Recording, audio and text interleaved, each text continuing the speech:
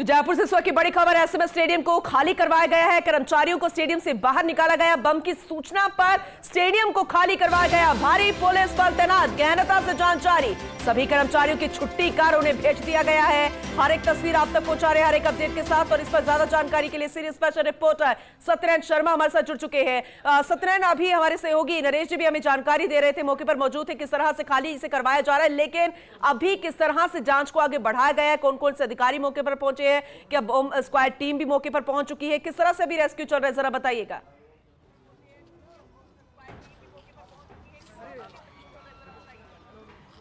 पूनम, देखिए, थोड़ी देर पहले एक मेल के जरिए बताया गया है कि स्टेडियम के अंदर बम रखा हुआ है। हालांकि स्टेडियम वैसे ही खाली था, आज कोई मैच नहीं होना, मैच 16 तारीख को है, तो पैनिक होने की आवश्यकता नहीं है, जैसा कि पुलिस ने साफ कहा है।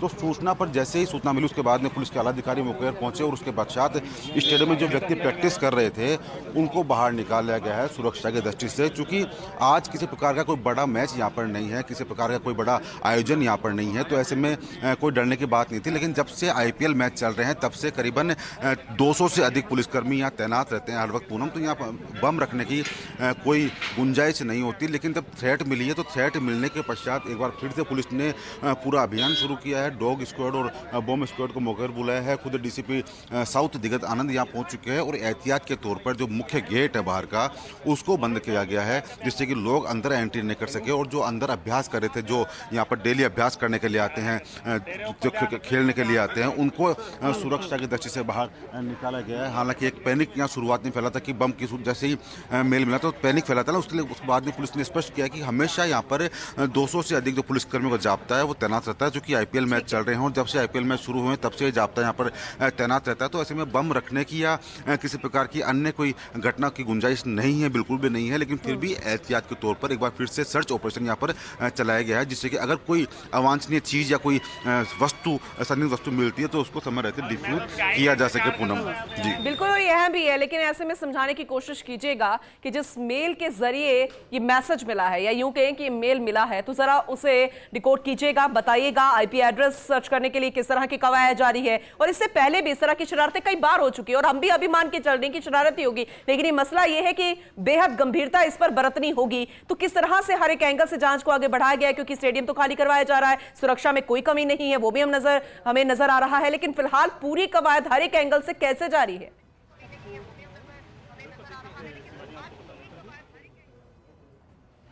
पूनम, देखिए, जयपुर शहर की बात करें, पहले स्कूल, उसके बाद में मेडिकल जो संस्थान है, अस्पताल है, वहाँ की बात हो, उसके बाद में भीड़ भाड़ के जो इलाके हैं, कलेक्ट्री है, वहाँ की बात हो, और अब बचा कुचा स्टेडियम, क्योंकि यहाँ की सूचना अभी तक नहीं मिली थी। तो एक भय पैदा करने के लिए, दहशत फैलाने के लिए इस प्रकार का जो करते हैं वो किया जाता है। और पुलिस साइबर एक्सपर्ट की मदद से जो मुख्य उसका IP एड्रेस है उसका पता लगाने का प्रयास कर रही है, जिससे कि जो आरोपियों को गिरफ्तार किया जा सके। चूँकि ये जो मेल बेचते हैं राजस्थान के नहीं, इंडिया के नहीं, बल्कि बाहर के लोग इस प्रकार के मेल को थ्रेट के रूप में बेचते हैं। तो कहीं ना कहीं थ्रेट मिलने के पश्चात हालांकि पुलिस की ओर से तमाम वो कार्रवाई कर ली गई है।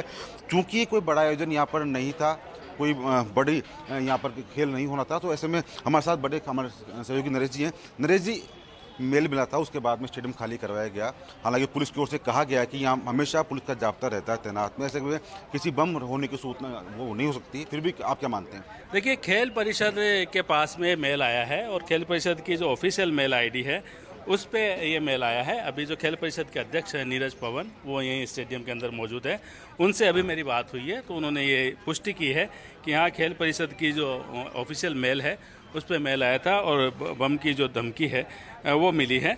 और उसके बाद उनकी तरफ से एक जो मैसेज है पूरे ग्रुप में भेजा गया था, वो मैसेज आपको हम पढ़ के सुना देते हैं कि स्वाभिमान सिंह स्टेडियम को बम से उड़ाने की ईमेल प्राप्त होने के मद्देनज़र गुरुवार को स्वाभिमान सिंह स्टेडियम परिसर को तुरंत प्रभाव से खाली कराने का निर्देश प्राप्त हुआ है, आज्ञा से अध्यक्ष महोदय। ये जो मैसेज है ये तमाम कर्मचारियों को भेजा गया। उसके बाद तस्वीरें आपको एक बार दिखा देते हैं कि यहाँ पे जो मेन बिल्डिंग है, वो जो सामने सत्यनारायण है, वो मेन बिल्डिंग है जो खेल परिषद का दफ्तर कहलाता है। तमाम जो कर्मचारी है वो उसी में जो दफ्तर बने हुए हैं, अलग अलग जो कैबिन बने हुए हैं, उनमें मौजूद होते हैं। क्योंकि ये जो वक्त है, इस वक्त है, यहाँ पे खिलाड़ी नहीं होते। खिलाड़ियों का जो ट्रेनिंग का वक्त होता है वो सुबह का होता है या शाम का होता है। तो अभी ये कह सकते हैं कि इसलिए ज़्यादा ऐसी स्थिति नहीं बन पाई जिसको हम कहें कि अफरा तफरी इसलिए नहीं हो पाई कि खिलाड़ी नहीं है। हालांकि एक टूर्नामेंट चल रहा है यहाँ पे, वो हम बता दें यहाँ पास में हमारे जो कैमरामैन है वो दिखाएंगे कि बिल्कुल पास में यहाँ पे एक टूर्नामेंट चल रहा है, स्क्वैश का टूर्नामेंट चल रहा है, जिसके जो खिलाड़ी है वो बिल्कुल ज़रूर यहाँ आए थे, लेकिन उनको बाहर है वो भेज दिया गया है।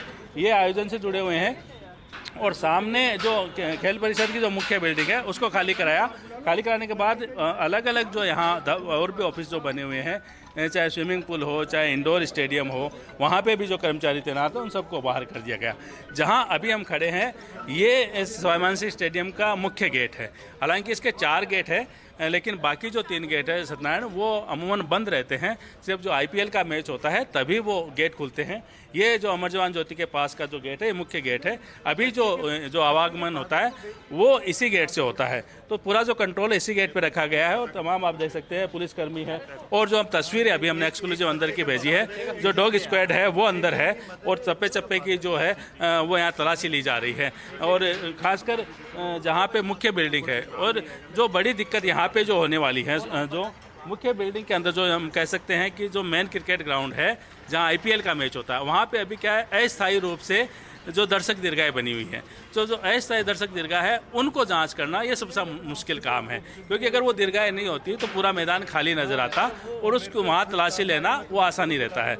लेकिन यहाँ चूँकि अलग अलग स्टैंड बने, आपने देखा जब आईपीएल का मैच होता है तो अलग अलग स्टैंड बना दिए जाते हैं, और वो इस जो एसएमएस स्टेडियम की जो मुख्य बिल्डिंग है उसके बिल्कुल अंदर की तरफ है। तो वहाँ पे खेल परिषद के अध्यक्ष का भी दफ्तर है, नीरज पवन वहाँ पे मौजूद है। अभी थोड़ी देर के लिए सिर्फ बिल्कुल जो मुख्य बिल्डिंग जो हम देख पा रहे हैं उसके दाईं तरफ है एक स्विमिंग पूल है, और एक स्विमिंग पूल, छोटा स्विमिंग पूल अपन जहाँ खड़े उसके बिल्कुल बाईं तरफ है। वहाँ पे एक छोटी पूजा रखी गई थी, तो जो कुछ चुनिंदा अधिकारी थे उनको इजाज़त दी गई थी कि जो पूजा है वो पूरी कर ली जाए, उसके बाद जो पूरा स्टेडियम है वो पूरी तरह से खाली होगा। हालांकि जो मुख्य जो खेल परिषद के अध्यक्ष है नीरज पवन और खेल परिषद के जो सचिव है राजेंद्र सिंह, वो यहाँ मौजूद है। 2-3 और जो वरिष्ठ अधिकारी है जो कि जांच कराने में भी उनकी जो अहम भूमिका रहेगी, वो जाके बता देंगे कहाँ क्या है, किस तरह से कहीं कोई रूम खोलना हो, कई जगह खोलना, वो देखना होगा। लेकिन इसके अलावा यहाँ अभी जो अच्छी बात है कम से कम वो ये है कि खिलाड़ी नहीं है, क्योंकि जो खेल मैदान तो इसमें खूब सारे अंदर, लेकिन जो खेल मैदान पे खिलाड़ी है सत्यनारायण वो शाम को या सुबह, या तो सुबह 6 से 8 बजे का वक्त होता है या शाम को 5 से 7 का वक्त होता है। तो अभी यहाँ सिर्फ कोच होंगे उस समय जब धमकी आई थी, या जो कर्मचारी होंगे, लेकिन सभी को यहाँ से भिजवा दिया गया है। नीरज जी क्या लगता है आज को बड़ा मैच यहाँ पर नहीं था, कोई शरारती तत्व हो सकता है इस पीछे? देखिए यही 2 महत्वपूर्ण बात है, क्या कोई शरारत है, कोई ड्रिल है। अब अगर ड्रिल होगी तो पुलिस वाले थोड़ी देर में बता देंगे भाई हमने ड्रिल करी थी, या फिर शरारत है, शरारती ने किसी ने मेल भेजा है, तो जो पुलिस की भी जो आईटी टीम हो नरेश जी, सत्यनारायण जी, चाहे ये किसी की शरारत हो, ये मसला ये है कि कोई भी लापरवाही नहीं बरती जा सकती। गंभीरता यहाँ पर नजर आनी चाहिए और वो नजर आ भी रही है। आपसे हम लगातार अपडेट लेते रहेंगे। बहुत शुक्रिया दोनों का इस जानकारी के लिए। खबरों का सिलसिला लगातार जारी रहेगा। वक्त एक छोटे से ब्रेक का है, कहीं मत जाइएगा, फौरन लौटेंगे।